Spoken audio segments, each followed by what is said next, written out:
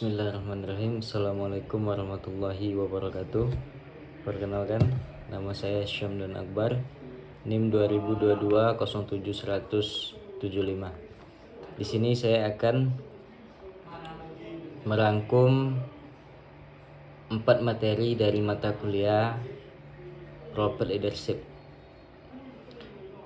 Yakni materi tersebut adalah yang pertama, kepemimpinan Khalifah Abu Bakar As-Siddiq. Yang kedua, kepemimpinan Khalifah Umar ibn al-Khattab. Yang ketiga, kepemimpinan Khalifah Utsman bin Affan. Dan yang keempat adalah kepemimpinan Ali bin Abi Thalib. Baik, yang pertama adalah kepemimpinan dari Khalifah Abu Bakar As-Siddiq radhiyallahu anhu. Abu Bakar As-Siddiq adalah salah satu pemimpin utama dalam sejarah Islam. Berikut adalah poin-poin yang penting yang bisa kita ambil pelajaran dari kepemimpinan beliau. Yang pertama, yaitu kesetiaan beliau kepada Rasulullah SAW, di mana Abu Bakar As-Siddiq radhiyallahu anhu dikenal karena kesetiaannya yang taat dan tak tergoyahkan kepada Nabi Muhammad SAW, bahkan sebelum beliau menjadi khalifah dan setelah beliau menjadi khalifah. Yang kedua adalah kepemimpinan yang adil. Jadi yang bisa kita ambil dari sikap kepemimpinan beliau adalah kepemimpinan yang adil yang diterapkan oleh beliau, yakni sebagai khalifah Abu Bakar As-Siddiq dikenal karena keadilan dan kebijaksanaan beliau di dalam memimpin umat Islam. Ia mengutamakan kesejahteraan umat di atas kepentingan pribadinya. Yang ketiga adalah penyebaran Islam. Jadi selama masa kepemimpinan beliau, Islam berkembang dengan pesat melalui ekspansi militer yang sukses, membuka banyak wilayah baru di luar Arab. Yang keempat yang bisa kita ambil pelajaran dari beliau adalah kesederhanaan beliau, yang mana Khalifah Abu Bakar As-Siddiq ini hidup dengan cara yang sederhana, mencontohkan nilai-nilai kesederhanaan dan pengabdian beliau kepada Allah Subhanahu wa taala. Yang kelima adalah penyusunan Al-Quran. Jadi salah satu kontribusi besar Abu Bakar As-Siddiq dalam pengumpulan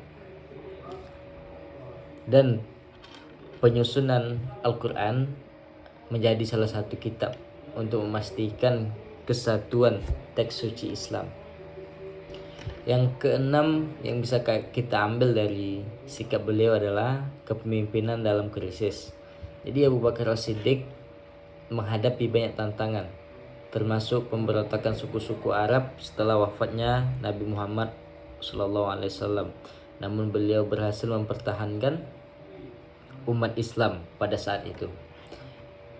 Yang ketujuh adalah pengabdian beliau kepada umat Islam. Jadi Abu Bakar As-Siddiq radhiyallahu anhu sangat terkenal karena dedikasinya yang besar kepada kepentingan umat, baik dalam hal politik maupun spiritual. Kisah kepemimpinan Abu Bakar As-Siddiq ini merupakan contoh yang menginspirasi tentang kebijaksanaan, keadilan, kesederhanaan, dan kesetiaan yang merupakan inti dari kepemimpinan yang ideal dalam agama Islam. Materi yang kedua adalah kepemimpinan Khalifah Umar ibn al-Khattab. Beliau adalah salah satu pemimpin terkemuka dalam sejarah Islam. Berikut adalah poin-poin yang penting yang bisa kita ambil di dalam kepemimpinan beliau. Yang pertama ada keadilan yang ketat. Umar dikenal sebagai pemimpin yang sangat adil. Ia memperketat penegakan hukum dan keadilan dalam pemerintahannya, bahkan terhadap dirinya sendiri dan keluarganya. Yang kedua adalah ekspansi Islam. Jadi di bawah kepemimpinan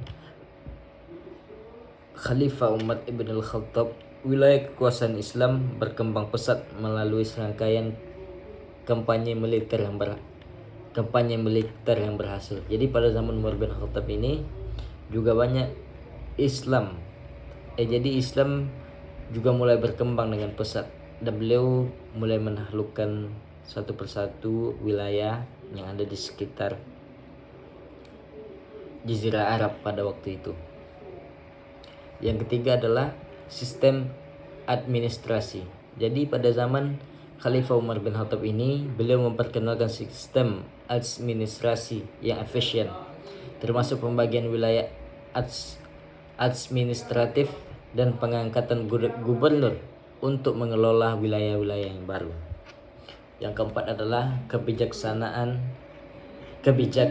Yang keempat adalah kebijakan sosial. Umar mengimplementasikan kebijakan sosial yang progresif, yang mana termasuk pemberian tunjangan kepada orang-orang miskin, pensiunan dan non-muslim yang hidup di bawah perlindungan negara pada saat itu. Yang kelima adalah kesederhanaan pribadi beliau. Meskipun menjadi khalifah, Umar tetap hidup sederhana. Ia menolak kemewahan dan memilih untuk hidup dalam keadaan serba sederhana. Yang keenam, tentu kita sangat tahu sifat beliau satu ini, yaitu ketegasan beliau dalam Islam.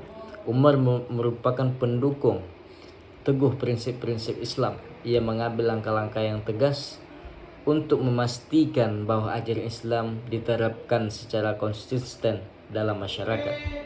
Yang ketujuh adalah konsultasi dalam pengambilan keputusan. Jadi Umar dikenal karena praktiknya untuk berkonsultasi dengan para sahabat dan penasihatnya sebelum beliau mengambil keputusan yang penting. Jadi kepemimpinan Umar bin Khattab ini dianggap sebagai tonggak penting dalam sejarah Islam karena kontribusi beliau dalam memperluas wilayah Islam, dalam memperbaiki sistem administrasi, dan dalam keadilan masyarakat. Yang ketiga adalah materi yang ketiga adalah Khalifah Utsman ibni Affan. Beliau adalah salah satu khalifah yang paling penting dalam sejarah Islam. Berikut adalah poin-poin yang sangat penting yang bisa kita ambil dari kepemimpinan beliau. Yang pertama adalah penyebaran Al-Quran Al-Karim. Salah satu kontribusi terbesar Utsman ibn Affan adalah standarisasi dalam penyusunan Al-Quran menjadi satu versi tunggal. Ini membantu menyatukan umat Islam di bawah satu teks suci yang konsisten. Jadi Al-Quran yang kita kenal sekarang, yang modelnya seperti buku, itu mulai diciptakan pada zaman Utsman bin Affan. Salah satu yang mencetus ide itu adalah Utsman bin Affan. Yang kedua adalah ekspansi Islam.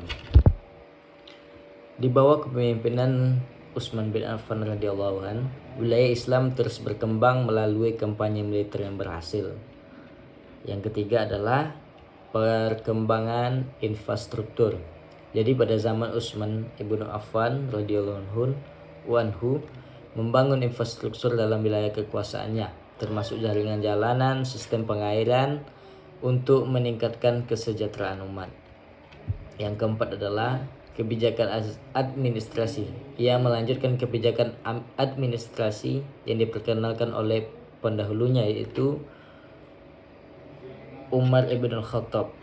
Jadi beliau melanjutkan apa yang sudah dibuat oleh Umar ibn Khattab, seperti pembagian wilayah administrasi dan pengangkatan gubernur.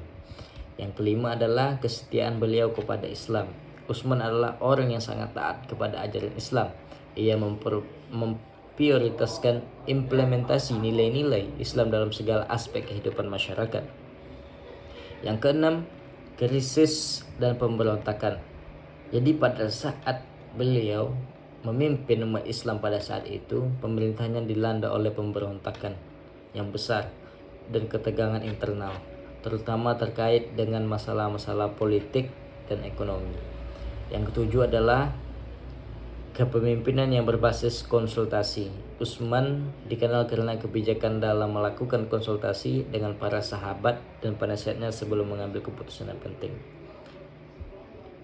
Meskipun masa pemerintahannya diwarnai dengan tantangan, yaitu seperti banyaknya pemberontakan yang terjadi dan masalah internal pada saat itu. Namun kepemimpinan Utsman bin Affan dianggap sebagai periode penting dalam sejarah Islam, terutama karena kontribusi beliau dalam menyusun Al-Quran dan ekspansi dalam wilayah Islam. Yang terakhir adalah kepemimpinan Khalifah Ali ibn Abi Thalib. Beliau adalah salah satu pemimpin terkemuka dalam sejarah Islam. Berikut adalah poin-poin yang sangat penting yang perlu kita ambil dari kepemimpinan beliau. Yang pertama adalah kesetiaan beliau kepada Islam. Ali adalah salah satu sahabat Nabi yang paling pertama masuk Islam atau golongan paling muda pada saat itu. Jadi beliau juga yang paling dekat dengan Nabi Muhammad SAW, dan beliau dikenal karena kesetiaannya yang taat, tak tergoyahkan kepada Islam dan Rasulullah. Yang kedua adalah keadilan. Sebagai khalifah, Ali diakui karena keadilan dan keberaniannya dalam menegakkan keadilan bahkan terhadap musuh-musuhnya. Yang ketiga adalah ketegasan dalam Islam. Ali adalah pendukung teguh prinsip-prinsip Islam. Beliau mengambil langkah-langkah tegas untuk memastikan penerapan nilai-nilai Islam dalam masyarakat. Yang keempat, krisis dan pemberontakan. Pemerintahannya diwarnai oleh berbagai tantangan, termasuk pemberontakan yang dilancarkan oleh kelompok-kelompok yang tidak puas dengan kebijakan politiknya pada saat itu. Yang kelima adalah kepemimpinan militer. Ali radhiyallahu anhu adalah seorang pemimpin militer yang ulung. Ia memimpin pasukan Islam dalam berbagai pertempuran dan ekspedisi, termasuk dalam perang Jamal dan perang Siffin. Yang keenam adalah konsultasi dalam pengambilan keputusan. Ali dikenal karena kebijakannya untuk berkonsultasi dengan para sahabat dan penasihatnya sebelum mengambil keputusan penting. Yang ketujuh adalah kesederhanaan pribadi beliau. Meskipun menjadi khalifah, Ali tetap hidup sederhana. Ia menolak kemewahan dan memilih untuk hidup dalam keadaan yang sederhana. Meskipun masa pemerintahan diwarnai dengan berbagai konflik dan pemberontakan seperti yang kita tahu, pada zaman Ali itu Islam mulai terpecah, yang mana menjadi dua kubu yang besar, yaitu kubu Sunni dan kubu Syiah begitu. Jadi masa kepemimpinan Ali bin Abi Thalib dianggap sebagai salah satu periode yang sangat penting dalam sejarah Islam, terutama karena komitmennya terhadap nilai keadilan Islam. Jadi apa yang penting, jadi kesimpulannya adalah kita sangat perlu mengambil atau mengimplementasikan sikap-sikap para khalifah sahabat Nabi tadi yang seperti saya jelaskan tadi dalam kehidupan kita. Karena apa yang mereka lakukan seutuhnya untuk kebaikan Islam. Mungkin sekian dari saya. Bila ada kesalahan mohon dimaafkan. Wassalamualaikum warahmatullahi wabarakatuh.